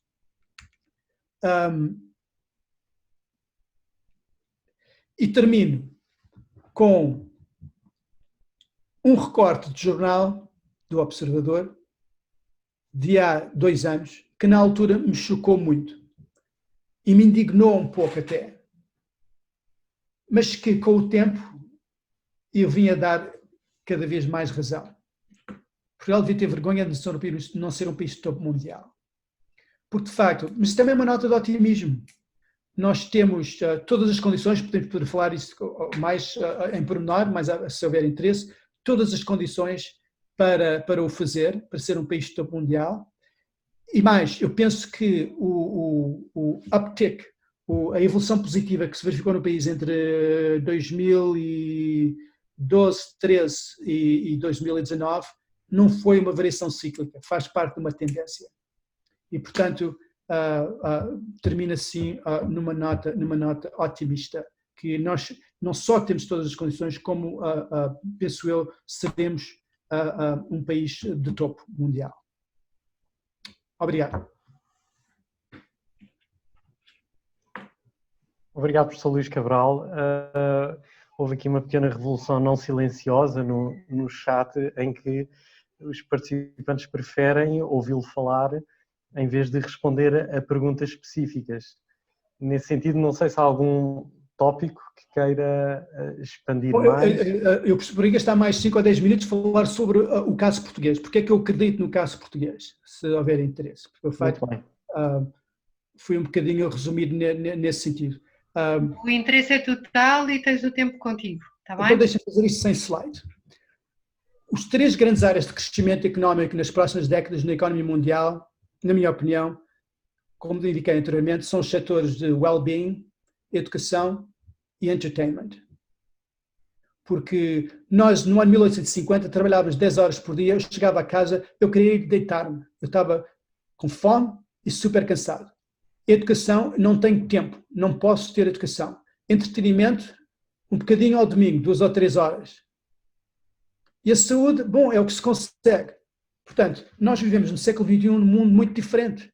Nós temos muitíssimo mais tempo livre e o espírito, que é uma coisa ótima, e o espírito humano vai ter de ocupar naturalmente todo esse tempo. Não vamos estar a ver Netflix todo o tempo, portanto nós vamos ter de satisfazer a nossa curiosidade e vamos ter interessado em melhorar a nossa qualidade de vida também física. Não só no sentido de ter operações no hospital, mas no sentido de saber como comer, saber como fazer exercício, saber como mindfulness, saber, tudo isso, saúde mental, tudo isso. E é uma procura enorme e é uma procura que irá criar muitos empregos, como eu dizia. Portugal tem enormes oportunidades de negócio nesse campo. Concretamente, no campo do assisted living, cada vez vai haver mais pessoas reformadas. O número de pessoas que vão viver até aos 100 anos, as previsões é que vão crescer a uma taxa altíssima nos próximos anos. Aliás, eu faço atenção de ser um deles. E, portanto, essas pessoas vão ter cada vez mais tempo como reformados. São pessoas que querem manter uma certa independência, mas que claramente precisam de ajuda. Isto é um setor em muito rápido crescimento nos Estados Unidos, que é o setor de assisted living, que podem ser pequenas cidades em que as pessoas têm a sua independência, mas estão muito supervisionadas, por assim dizer, e têm muito fácil acesso a cuidados de saúde, ou podem ser sistemas de inteligência artificial que têm, por exemplo, uma das empresas na aceleradora em que eu estou a trabalhar aqui em Nova Iorque, que tem sistemas de monitorização do sono sem exigir nenhum equipamento especial. Portanto, apenas utilizando som ambiental, coisa que não é fácil, mas pelos vistos consegue-se fazer. Portanto, imensas possibilidades. E porquê é que Portugal tem uma grande vantagem? Porque se eu estiver a viver na Alemanha, ou na Inglaterra, ou na Noruega, eu tenho 20 ou 30 anos à minha frente. Já não preciso estar na Noruega por causa do emprego. É evidente que eu ainda tenho amigos e familiares na Noruega, mas não era melhor estar no Alentejo ou no Algarve? Eu estou a 2 horas, se precisar de voltar a casa, estou a 2 horas de avião. E eu sei que Portugal tem um sistema de saúde já demonstrado e, portanto, eu posso confiar naquele sistema. Por outras palavras, e resumindo e concluindo, em vez de exportar enfermeiros e enfermeiras para a Inglaterra, nós devíamos era importar reformados ingleses para Portugal. Há aqui qualquer coisa que não funciona. Nós estamos a mandar enfermeiras para a Inglaterra para tomar conta de idosos em Inglaterra. Há aqui qualquer coisa que não funciona bem. Esses idosos deviam estar em Portugal, tal como as enfermeiras. Portanto, isso é uma primeira área que me torna muito e já há alguns projetos nesse sentido, mas eu acho que poderá haver ainda muito mais. Segundo aspecto, eu falei sobre a globalização, sobre a economia não espacial. Isto neste momento ainda é um bocadinho de ficção científica. A ideia de um médico estar na Índia a fazer uma operação a um doente nos Estados Unidos já existe, mas quer dizer, é uma coisa, ainda demorará muito tempo até ser uma coisa normal. Mas há muitos aspectos da economia não espacial, como a que nós estamos a ver agora, que é um webinar com pessoas de vários países, que vão ser cada vez mais fáceis. Isso significa, reparem, isso significa que num futuro não muito longínquo, muitas pessoas não precisam de ter a residência próxima do local de trabalho. Uma das pianistas num grupo de jazz que tocava há algum tempo, disse-me, foi no ano passado, olha, não posso tocar mais convosco porque eu vou voltar para a Polónia. E nós, coitada, perdeu o emprego. Não perdi nada o emprego, mas o meu patrão disse-me, se você quiser estar na Polónia, como você é polaca, por mim, podemos ter 2 Skypes por semana. Ela era uma desenvolvedora, desenvolvia sistemas de informáticos, e pronto, lá está na Polónia, que é o país onde ela quer viver, e pronto, a empresa trabalha em Nova Iorque. No problem. Evidente, isso não é verdade para qualquer trabalho, mas é verdade para muitos trabalhos. Isso para Portugal é uma vantagem enorme. A economia não espacial é enorme, porque neste momento Portugal deixa de ser uma localização de atividade económica e passa a ser uma localização de residência. E aí nós temos muitíssima vantagem em relação à Noruega, não tem quaisquer dúvidas. Por causa do clima, por causa da centralidade, por causa de imensas coisas. Outro exemplo, continuando a falar de casos. As pessoas dizem, Portugal é um grande problema porque o nosso mercado é muito pequeno. Isso é um raciocínio do século XX. O nosso mercado é muito pequeno, é um raciocínio do século XX. E alguns dos casos de sucesso que eu tenho estudado, acho super interessantes, por exemplo, no caso da educação, os casos da Universidade Católica, da Universidade Nova, do Instituto Superior Técnico, várias universidades, o ISEG, que têm sido muito bem sucedidos no processo de internacionalização. Eles perceberam que, de facto, a Espanha Nova, neste momento, nos mestrados, já tem mais de metade dos alunos são estrangeiros. Pronto, o nosso mercado não é os estudantes portugueses. Portanto, perceberam isso finalmente. Outro caso interessante, e aqui um pequeno disclaimer, porque um dos intervenientes é meu primo direito, mas é o caso da arquitetura, que eu gosto de falar do caso da arquitetura. Portugal, neste momento, é o segundo país com mais arquitetos per capita do mundo. Apenas a Itália tem um pouco mais que nós. Segundo do mundo. Portugal tem quase tantos arquitetos como a China. Okay, eu vou repetir porque isto talvez não se tenha percebido. Portugal tem quase tantos arquitetos como a China. Não em percentagem, em número. Okay? Isto é impressionante. Porquê? Porque com a explosão da universidade dos anos 80, nós criamos 16 cursos de arquitetura e não se constrói muito em Portugal. Portanto, há aqui 16 cursos multiplicado por não sei quantas dezenas por ano. Vocês façam as contas, não é? Desastre completo, não é? Não! Isto é a melhor coisa que aconteceu a Portugal. A explosão dentro do ensino superior foi a melhor coisa que aconteceu ao país. Então dizem, então e agora não conseguem empregos? Conseguem, se mexerem um bocadinho. Isto é, mais uma vez, o mercado não é Portugal. Cada vez menos é Portugal, incluindo serviços de arquitetura. Eu posso fazer projetos para outros países. O escritório do meu primo Paulo Promontório, quantos centros comerciais é que ele fez no Médio Oriente? Não sei, uma quantidade. Ao ponto que ele chegou a ter 100 arquitetos, muitos deles no Catar, não é? Eu fiquei muito orgulhoso por ter visto recentemente que um grande projeto de renovação do Harvard Square. Portanto, Harvard Square é um sítio emblemático em Cambridge, Massachusetts, onde está a Universidade de Harvard. Tem um antigo edifício que vai ser remodelado. Projeto de Paulo Martins Barata, de Promontório. Quer dizer, este é um motivo de orgulho para Portugal, como é evidente, que também, já agora, é um motivo de orgulho para os Estados Unidos, que eles têm capacidade suficiente para saber que mesmo um sítio tão emblemático como Harvard Square poder dar para um arquiteto estrangeiro. Embora ele tenha que trabalhar com um arquiteto local, porque depois há questões locais de licenciamento, etc, etc. Mas, o que é que quer dizer com isto é que há imenso mercado de arquitetura. Na China, nomeadamente, eles estão a importar arquitetura às toneladas. Não sei se é essa a unidade de medição, mas estão a importar imensa arquitetura. Portanto, casos destes vão se multiplicando. Outro caso que eu gosto de falar é o do Ambabel. Ambabel é uma empresa de tradução, basicamente. Eu suponho que o que eles gostariam de ter, e não estamos assim tão longe como isso, era ter um sistema de auscultadores em que vocês falam em português e eu ouço em inglês. Portanto, faz tradução em tempo real. Ainda não chegaram lá, mas já tiveram uma bolsa no Y Combinator, tiveram um grande investimento de 15 ou 20 milhões de dólares da Microsoft, várias outras empresas como a Oracle investiram, a Facebook, creio também, sede em São Francisco. Quer dizer, a gente vai ouvindo isto tudo, isto é a típica empresa de Silicon Valley, não é? Mas são 4 alunos do técnico. Aliás, uma aluna e 3 alunos do técnico. Portanto, o que é que interessa que eles estejam em Lisboa? Não interessa muito. Nós estamos gradualmente a caminhar para uma economia não espacial, em que o espaço continentes e o Covid veio acelerar isso muito. E Portugal, como uma geração que está super educada nesse sentido, foi um salto qualitativo extraordinário que nós demos em 20 anos, estamos muito bem posicionados nesse sentido. E o nosso país, os recursos naturais que temos, estão também muito bem posicionados, especialmente, volto a dizer, que Portugal como país de residência vai ser relativamente cada vez mais importante do que Portugal como país de negócio. Bom, é evidente que há negócios que estão ligados à residência, como serviços básicos às pessoas que ali vivem, mas percebe-se a ideia, não é? E esse é o motivo porque eu sou relativamente otimista. Estas coisas demoram tempo, mas acho que temos todas as condições para chegar lá. Não sei se há alguma isto é um bocadinho polémico, como é evidente. Não sei se há alguma reação que possam ter esta é a minha perspectiva sobre o caso português, que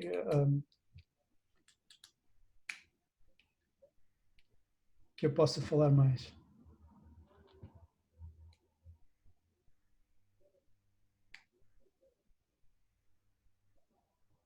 ver se há alguma Se calhar, se o professor pudesse falar um pouco sobre o papel do Estado e as transformações que vai haver no Estado relacionadas com este modelo social diferente, implica uma maturidade democrática e uma maturidade política. Muito bem. Será que nós estamos aí nessa fase? É uma excelente pergunta e eu tinha tomado nota, mas esqueci-me de falar sobre isso. Eu vi outro dia o Dr. João Manuel Durão Barroso dizer que a União Europeia, especialmente com o Brexit, o Estado vai dar uma volta, uma pequena volta no sentido da França e da Alemanha, isto é, de maior poder estatal, maior peso estatal. E, portanto, nós vamos ver nos próximos anos um aumento do peso do Estado.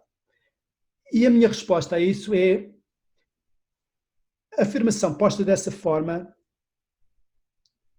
é um bocadinho confusa. Isto é, o que é que significa o Estado?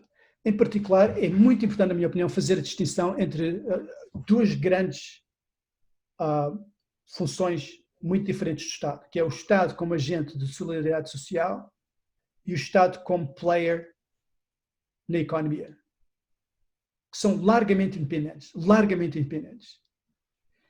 E é interessante como, mesmo no debate político português, é raro fazer esta distinção. E as pessoas põem tudo sempre caracterizado de forma muito radical. A direita não quer Estado nenhum, quer que as pessoas morram à fome. É assim que a esquerda caracteriza a direita. E a direita, a esquerda só quer é que seja tudo nacionalizado, que é o Estado tomar conta de todo.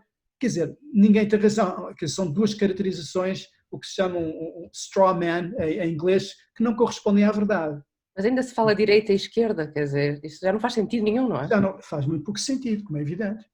E, portanto, esta distinção é muito importante. Eu estou convencido que, neste século, nós teremos de ter um Estado muito maior na função de solidariedade social.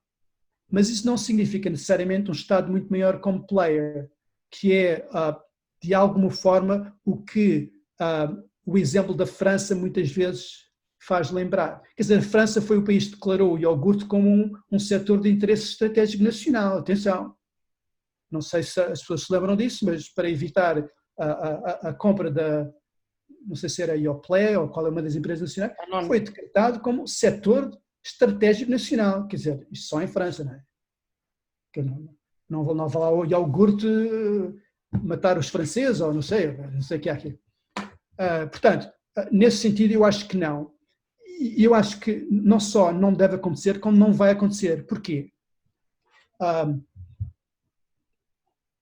Porque um dos mais importantes mudanças na relação entre a Europa e os Estados Unidos nos últimos 20, 30 anos, mais ou menos, e eu recomendo aqui um livro de um colega meu da NYU que se chama The Great Reversal, o grande mudança, o grande reverso, é que até mais ou menos 1995, os Estados Unidos eram o grande líder do liberalismo económico, da política de concorrência é o melhor que há para o consumidor, ajudas estatais, péssimo, etc. Desde 1995, 2000 mais ou menos, até agora, deu-se extraordinário, como em 20 anos, se deu uma mudança, uma reviravolta completa. O grande líder da defesa da concorrência neste momento é a Europa, não são os Estados Unidos. E os Estados Unidos é que são um país onde se está a dar grande concentração de poder económico e empresarial, onde a indústria, as linhas aéreas estão super concentradas, os hospitais, imensas fusões de hospitais e sistemas de saúde, até mesmo na cerveja, produtos básicos, com administrações que são mais suaves que manteiga quente. Isso não foi só o George Bush, foi o Bill Clinton, foi o Obama. Aqui não é uma coisa republicana-democrata. Nós tivemos 25 anos de administrações americanas com uma política de concorrência péssima, na minha opinião. Na Europa, pelo contrário, começando com o Sir Leon Britton, que é britânico, temos de o reconhecer, mas depois também, e aqui o Durão Barroso teve muita importância, na minha opinião, com os dois mandatos que teve, com o Mário Monti, o Joaquim Almunia, e depois, muito principalmente, com a Margaret Vestager, nós temos neste momento, na Europa, o bloco mundial com maior liderança no contexto da política de concorrência. E com decisões nem sempre certas, na minha opinião, mas com uma filosofia de base que é boa, que é a concorrência é melhor do que o Estado como um player. Agora, mais uma vez, é muito importante fazer a distinção do papel do Estado como agente de solidariedade social do papel do Estado como player. E eu penso que esta crise não tem nada a dizer em relação à concorrência. Eu acho que os mercados, como bem regulados e com boa e sã concorrência, são a melhor forma de criar valor. Agora, é também verdade que nós estamos numa economia com estruturas de desigualdade, com muitas estruturas de desigualdade, e, portanto, mais do que nunca, precisamos de um aumento do papel do Estado como agente de solidariedade social. Portanto, esta distinção, na minha opinião, é fundamental. E o debate político não a faz, porque põe tudo no mesmo saco e depois é tudo ou nada. Portanto, um tipo é contra os pobrezinhos ou então é a favor das nacionalizações. Não há aqui termo intermédio. Não existe aqui, na minha opinião, não existe um partido sequer que seja verdadeiramente partidário de uma economia de mercado regulada, mas com concorrência, e de um sistema de solidariedade social muito progressivo, em que verdadeiramente os mais ricos ajudem os mais pobres. Eu estava a dizer isso, não sei a propósito de quê. Mas, portanto, esta é a reforma de Estado que eu estou a ver. A propósito do Estado e do papel da função do Estado atual e no futuro. Exatamente. Portanto, se calhar avançamos aqui com mais 3 perguntas, se parecer bem, professor, mas deixo-me terminar. Tivemos aqui 3 questões, uma sobre o seu exemplo dos carros autónomos, em que os autocarros da escola, em que se refere, ou seja, como é que o investimento faz sentido, se um autocarro autónomo será um ativo mais caro que um autocarro normal, e qual o sentido económico do investimento se a destruição do posto de trabalho de um motorista é substituído também por um acompanhante, que também terá um custo. Portanto, a primeira questão é sobre como é que esse investimento fará sentido. Em segundo lugar, uma questão sobre a separação entre do emprego e da saúde, qual é que vê aqui o papel das empresas? Falou dos Estados Unidos e da Europa e como abordam essa questão de forma diferente. E em terceiro lugar, sobre termos já vários centros de formação superior à escala global, com áreas muito relevantes e com universidades de grande projeção internacional. Que incentivos é que faltam para criarmos centros de excelência de educação em matérias como inteligência artificial, automação e etc. Ou seja, a primeira questão é sobre o autocarro e o sentido que faz economicamente esse tipo de investimento para o tornar autónomo. A segunda, sobre a diferença entre separar o emprego da saúde, como é que as empresas se devem comportar aqui. E em terceiro lugar, que incentivos falta para criarmos estes centros de excelência internacional em automação? Sim. Obrigado. A questão dos autocarros, vamos ver. Uma das vantagens de uma economia de mercado que funcione bem e que seja regulada da forma que deve ser regulada é que, se faz sentido economicamente ter um autocarro sem condutor, então o decisor que terá de fazer, que será a escola, fará a decisão correta, e eu confio na decisão desse decisor. Portanto, eu não vejo motivo nenhum para que tenha de ser um terceiro a indicar a uma escola se é melhor ter um autocarro com um condutor ou ter um autocarro sem condutor. Em economia nós dizemos, o único caso em que eu não confiaria na decisão de um agente individual é se houver externalidades, isto é, se houver benefícios e custos para terceiros que não sejam considerados pela pessoa. Quer dizer, desde que o autocarro não ponha em causa ou em risco a segurança de terceiros, pessoas que atravessem a rua, isso poderia ser uma fonte, não é? Isso poderia ser um caso. Quanto à criação e destruição de empregos, é verdade que por vezes existe alguma distorção nas decisões individuais das empresas em não levar em consideração o efeito que as suas decisões de capital têm sobre a criação e distribuição de trabalho. E esse é um motivo, porque, na minha opinião, o ponto número 1, se eu fosse Ministro das Finanças, a primeira coisa que faria, se eu fosse Ministro das Finanças, a primeira coisa que faria seria pedir demissão, porque não é o trabalho para mim. Mas, o primeiro conselho que daria ao meu sucessor seria uma remodelação completa da tributação de trabalho. O sistema português não faz sentido nenhum. É um bocadinho como o sistema de saúde americano, ser através do empregador, não faz sentido nenhum. Como é que eu agora, eu se quero dar 600 euros por mês de salário mínimo, não sei qual é o salário mínimo, eu deveria saber, mas senhores, se eu quiser dar 600 euros por mês a um empregado, eu tenho que gastar qualquer coisa com 1.500. Isto não faz sentido, é muito mais nos Estados Unidos, muito mais. O rácio nos Estados Unidos é muito menor do que em Portugal. E depois queixam-se que as empresas não criam empregos. É verdade que parte destes 1.500 é segurança social, portanto é uma coisa que o próprio empregador, o empregado teria de pagar, mas num país em que a segurança social e os impostos, aquilo está tudo no mesmo saco hoje em dia, na prática, a realidade é esta. Se eu quero pagar 600 euros, tenho de gastar, eu, empresa, mais do que o dobro do que isso. Portanto, o que eu faria seria uma reforma, o meu primeiro ponto, reforma fiscal, terminar completamente com a tributação de trabalho.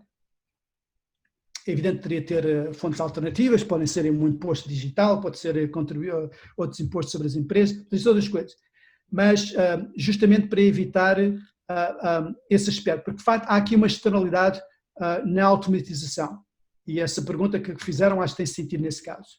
Isto é, eu quando estou a criar um autocarro autónomo, sem condutor, não estou totalmente a tomar em consideração que vai ser uma coisa, vai ser uma crise para várias famílias. E é verdade. Eu era condutor de autocarros, eu não sei como tomar conta de miúdos, portanto, eu neste momento não tenho emprego. Eu tenho 60 anos e não sei o que é que vou fazer agora. Portanto, há aqui efeitos importantes e nós temos de compreender isso, mas também temos de compreender a empresa, que a empresa está a dizer isto está-me a custar imenso dinheiro, eu estou a pagar 1.500 euros e este pobre condutor apenas leva 600 para casa. Okay? Portanto, eu penso que é uma pergunta importante, a pergunta que é feita sobre a questão dos incentivos e sobre a robotização, mas temos de ver a coisa dos dois lados, temos de ver a coisa do lado do pobre desempregado, mas também do lado da pobre empresa que está, de facto, a gastar imenso dinheiro e o primeiro passo para a resolução desse problema, na minha opinião, seria ponto número 1 da reforma fiscal. Sobre o papel das empresas na saúde, eu não sei se percebi bem a pergunta, mas eu penso que as empresas não devem ter muito papel na saúde. Eu acho que o acesso à saúde deve ser um acesso tão independente quanto possível do emprego, até porque neste século XXI o emprego, dada a natureza destas grandes tendências económicas, o emprego como nós o conhecemos será cada vez mais um emprego precário. As pessoas falam da gig economy, das pessoas que trabalham numa plataforma de Upwork ou de Uber ou o que seja, nesse caso é evidente. Mas mesmo noutros casos será cada vez menos frequente uma pessoa ter um emprego para toda a vida. E, portanto, a ideia da empresa como fonte de estabilidade e de segurança social, que foi durante um século, de facto foi, será cada vez menos o caso. Portanto, a minha tendência seria utilizar cada vez menos a empresa como forma de solidariedade social e cada vez mais outras organizações, que são o Estado, a família e outras organizações não governamentais. Mas esta ideia de fazer a empresa como um parceiro de preferência de criação de uma safety net não é eficiente e não é factível. E está a fazer mais mal do que bem. E um caso concreto é o problema da tributação do trabalho. Havia mais uma pergunta. A questão era os centros de excelência. Pois, já existem centros de excelência neste momento. Muitos estão ligados às universidades, não é? Mas muitos estão também ligados a empresas. Google, Apple, tem a sua própria universidade. Portanto, eles já existem. E Portugal, felizmente, já tem. Eu falava um bocadinho da Unbabel, do Instituto Superior Técnico, mas também não é um caso único de verdadeiros centros de excelências nesta área da inteligência artificial. De forma que, quer dizer, eu acho que essa é das poucas coisas em que acho que pode dar uma resposta positiva. Eu acho que é uma questão de tempo. Nós estamos cada vez melhor nesse aspecto, nós, Portugal e o mundo. Por exemplo, não sei se já se repararam, nos últimos 20 anos, o número de artigos publicados por portugueses na Nature e na Science aumentou, não foi uma ordem de grandeza, foi 2 ordens de grandeza. Creio eu, posso estar enganado. E não será que nessa área também não há um papel importante do Estado? Eu lembro do caso da internet e da NSF, o papel que a National Science Foundation teve nos Estados Unidos, como o facto de ter uma instituição que dá um financiamento brutal, no strings attached, não é? Possibilitou um grau de inovação que mudou o mundo, não é? E tendo nós este capital humano todo altamente educado, não seria uma estratégia de tentar fazer este sobreinvestimento nacional para passar 3 passos à frente do resto dos nossos competidores? Sim, isso é um ponto importante, e a ARPANET é um caso, há muitos casos na Europa. Aliás, quando eu falo com os meus, a minha amostra é enviesada, mas quando falo com os ingleses que eu conheço, eles estão horrorizados com o Brexit, porque um dos efeitos enormes que terá para eles será justamente a quebra de financiamento de investigação. E a Graça deve mais do que muitos outros aqui assim, deve estar consciente desse grande perigo que poderá haver, porque o Reino Unido tem sido um importador líquido de recursos de investigação durante as últimas 2 décadas. Portanto, sim, claramente eu penso que teve e continuará a ter um grande efeito. Eu não iria ao ponto, há uma investigadora que foi a minha colega na London Business School, a Mariana Mazzucato, que tem escrito muito sobre o papel do Estado em sistemas de inovação. Eu penso que tem sido muito importante. Agora, vamos lá ver, eu não iria ao ponto de dizer, como ela dizer, que o iPhone foi essencialmente inventado por fundos públicos, quer dizer, não é bem assim. Porque a inovação, muitas vezes, não é simplesmente fazer uma patente, não é simplesmente criar uma nova tecnologia. Esta coisa muito difícil de escrever, que é encontrar, está aqui A, B, C, então se eu agora puser os 3 juntos, tenho alguma coisa genial. Isto é, de facto, o iPhone, quase todas as coisas, tecnologias cruciais no iPhone não foram inventadas pela Apple. A tecnologia revolucionária de utilizar o dedo no ecrã e de dizer, isso não foi inventado pela Apple. A ideia de ter um telefone móvel não foi inventado por eles. O microprocessador não foi inventado por eles. Eu poderia continuar por aí. Agora, a genialidade de ter um design como o iPhone, dizer, nós podemos pôr essas coisas juntas e fazer um iPhone, isso é uma coisa muito difícil de quantificar, mas que, na minha opinião, continuará a ser principalmente feito por indivíduos, porque a ideia é muito simples, quer dizer, se eu tiver 1000 pessoas a tentar ter uma ideia, 999 vão ter ideias péssimas. Mas o custo de 999 péssimas ideias é um custo relativamente baixo se eu conseguir ter uma boa. É uma ideia muito simples. Né? E sistemas descentralizados de inovação têm uma vantagem muito grande em relação a sistemas centralizados de inovação, por esse motivo. Porque o mais importante da inovação não é a qualidade média da inovação, é a qualidade da melhor das inovações. É um princípio estatístico muito simples. Eu gosto sempre de dizer que os chineses são muito mais baixos que os holandeses, em média. Mas a equipa de basquete da China é muito mais alta que a equipa de basquete da Holanda. Eu verifiquei isso já agora. É um princípio semelhante. Luís Cabral, muito obrigado. Haveria mais perguntas, mas o tempo escasseia. Vou passar à professora Fátima Carioca para encerrar a sessão, mas muito obrigado.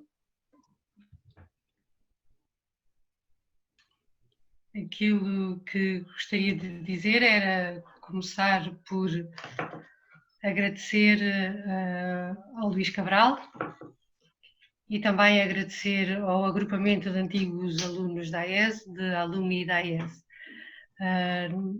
não farei outra coisa que senão recomendar que vão ao site da Ready to Learn, onde encontrarão as próximas atividades da AESE, sendo aí encontrarão os programas presenciais, por um lado, encontrarão que vão começar agora, como o PGL, encontrarão programas blended, como o de indústria hospitalar, que também começará na segunda quinzena de junho, e alguns short programs que também terão o seu interesse de sobremaneira sobre temáticas muito focadas. Porém, não poderia deixar de chamar a atenção para uma conferência que será a grande conferência alumni do ano escolar 19-20 e que juntará o Cardinal Peter Turson, José Manuel Durão Barroso e um dos prémios Nobel da Economia, James Heckman, da Universidade de Chicago, novamente fazendo jus àquilo que de bom o online nos traz. Portanto, estes três oradores estarão presentes numa conferência que levaremos no dia 25 de junho, online também, 7 horas de Lisboa, e que será moderada pelo Father Martin Schlach, da Universidade de St. Thomas, em concreto do John Ryan Institute. Será com muito gosto que receberemos esta conferência e por isso convido desde já a todos a colocarem na agenda e a estarem presentes nesta que será a grande conferência AES Alumni 2020. Muito obrigado, Luís, muito obrigado, João, muito obrigado, Manuela, e muito obrigado a todos por estarem aqui presentes nesta sessão que tão inspiradora foi. Uma última nota, o João dentro em breve fará um podcast com o Luís Cabral, onde levantará algumas das questões que acabaram por não ser respondidas por não haver tempo nesta sessão. Muito obrigada a todos. Sim? Obrigado. Até uma próxima oportunidade. Obrigado, Luís. Obrigado. Continua bem. Obrigado, professor.